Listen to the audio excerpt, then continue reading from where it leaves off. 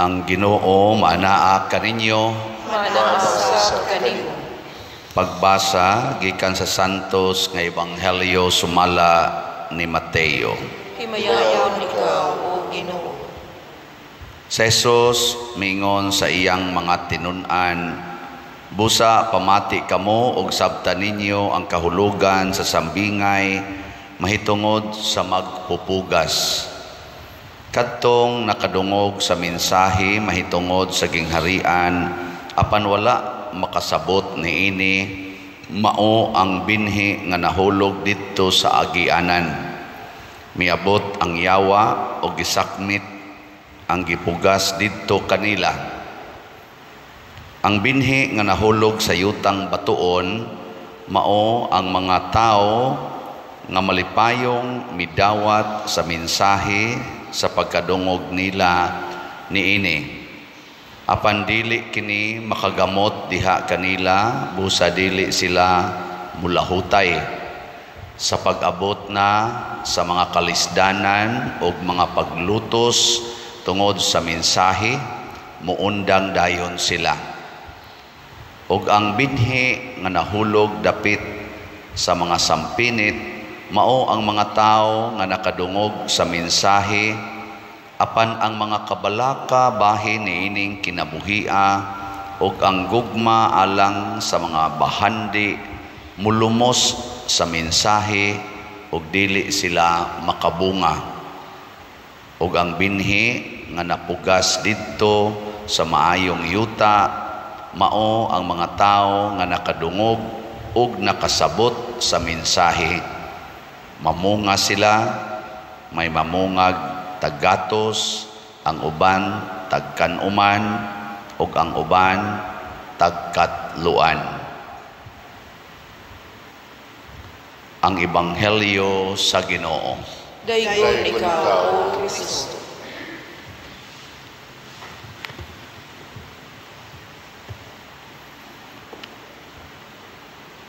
Ang nihari karon sa kalibutan sa mga tao, mao ni ang gitawag og business oriented or business mindset people. Kana bang ang atong hunahuna murag negosyo? Naaba mo anang hunahuna?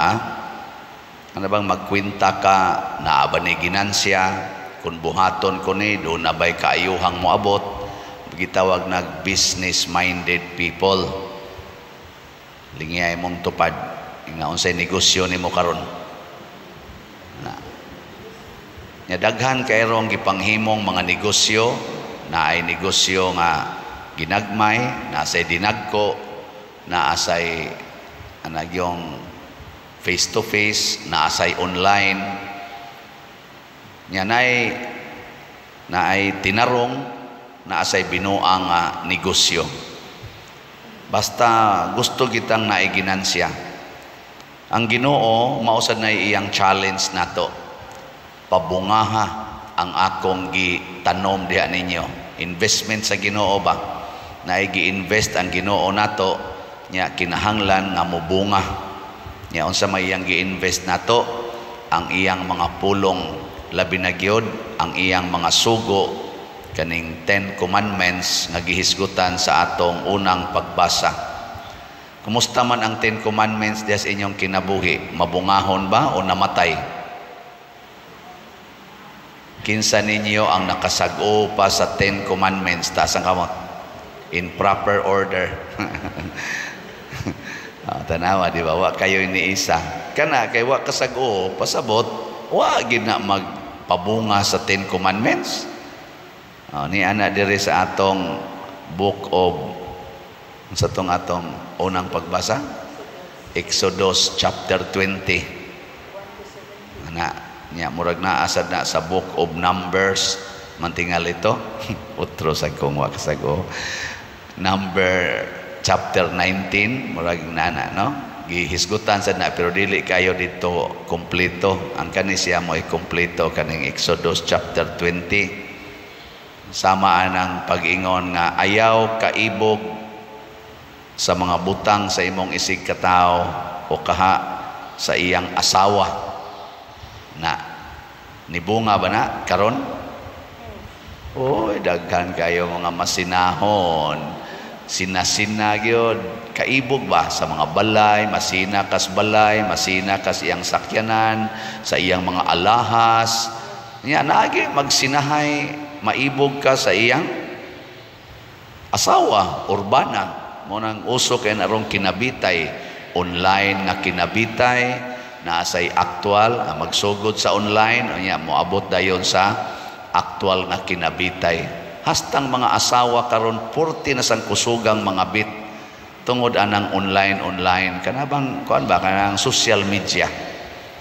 Sa tinud anay migrabe giron ang mga asawa, labi na mga asawa nga naa gyud balay, kamo mga bana ay gimug kumpiyansa kana mga asawa nga aras balay daghan kay na sila gikabit sa diha sa online. Ang mga buangon ba wa ba kanabang nabilong atong tulo ka klases yuta nga gihisgutan katong agianan, batuon og sampinitan, maunay dili makapabunga sa pulong sa Ginoo. Unsa may mobunga diha nila? Ang pulong sa demonyo. Kanang mga pulong sa garbo, pulong sa kabalaka, kahadlok, attachment sa mga butang o kahilayan sa kalibutan. Naa atong tulo ka yuta. Nya ang maayong yuta matud pa ni Kristo kadtong mga tao nga naminaw unya nakasabot nya gitranslate sa ilang kinabuhi mobunga ba kanabang kamaotang motudlo sa 10 commandments, kamaotang mopuyo og motudlo you shall not commit adultery. Karon rampant kaayo kining premarital sex, puyo-puyo, same sex, basta sex. Apil magay na usahay.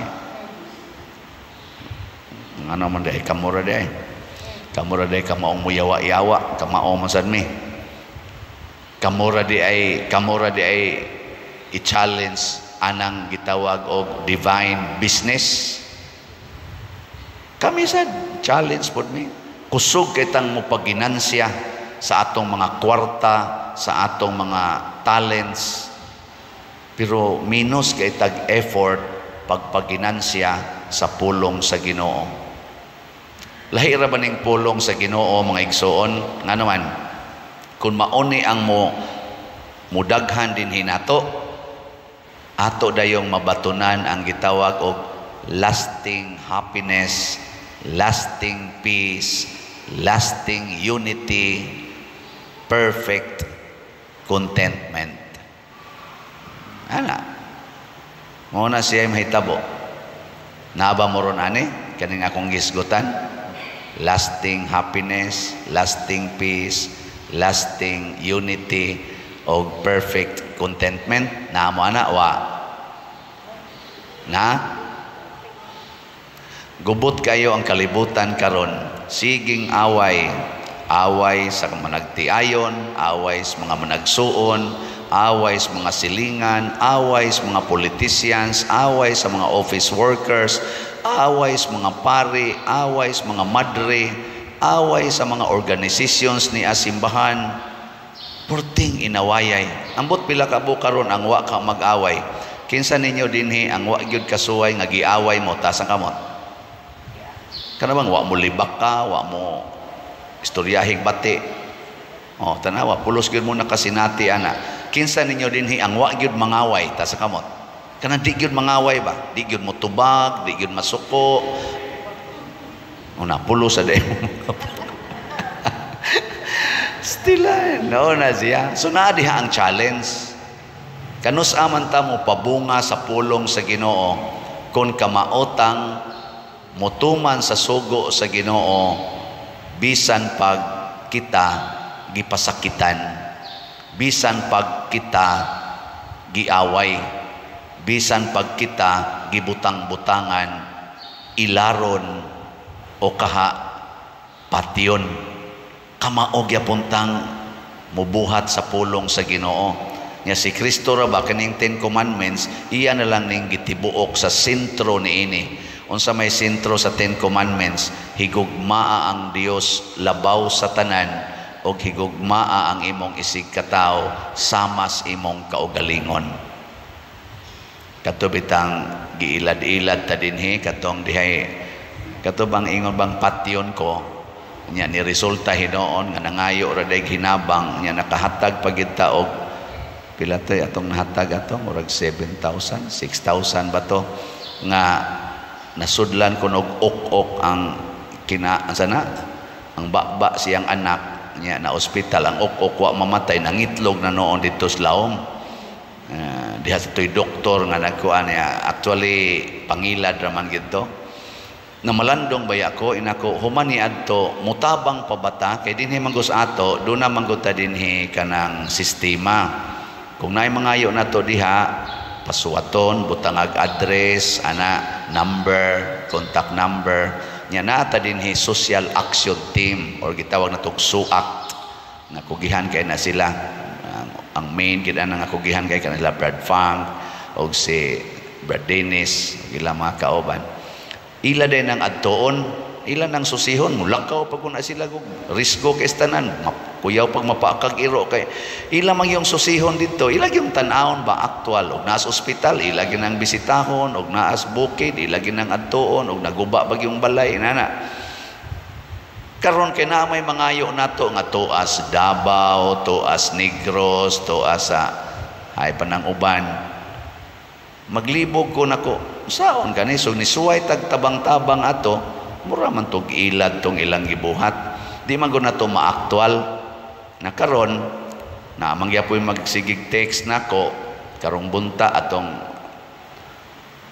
ning text nako atong 21 pagka 24 sa July hangtod gabi akong gireplyan karong buntag ni text na pud siya iya gyapong anak kanini ang naas ospital o nigawas naman tingay sila ngayo og hinabang nya kay di man nato ma-check ito amas agusan nga melandong ko sa Ginoo Lord sugo nimo gugma mangyod nya mura man sa basig ilaro na sad ko ani magpuloy kayo ang kwarta simbahan ingon siya na man kay mga online parishioners i-announce lang na niya ang katong taga dito sa lugar sila nalay mo check o kinsa tong mutabang ana muna roy akong nakitaan nga pamaagi so ako ning ipahibaw ninyo nangayog tabang nato ang pasyente si RJ Vizcaya Liano ang nag-text ani murag iyang parents wasan magpaila nya na ako no ang ilang address sa Trento Agusan del Sur yang cellphone number 0950-345-0733 niya kamong gustong mutabang ani nindot gyud inyo gini siyang mabisita ay mo gritsog kontak-kontak ani niya mo text dayon tagaan day mo GCash number kung taga dito mo sa Trento Agusan del Sur or naa mo yung mga kaila dito nga maka-check gyud adto ani ya palihog lang sad muktabang ang kaso ani kay kinahanglan sila og ipa-MRI aron makita gyud og unsay sakit niya gipagawas na lang sila sa doktor kay dako na sila og bayronon nya di man sad sila o man sila kwarta nga ikapa sana kana mga laboratory ba nga mahal ba niya og naay gusto ninyong mutabang at taga-agusan kamo mga online parishioners nato dinhi nga dool aning Trento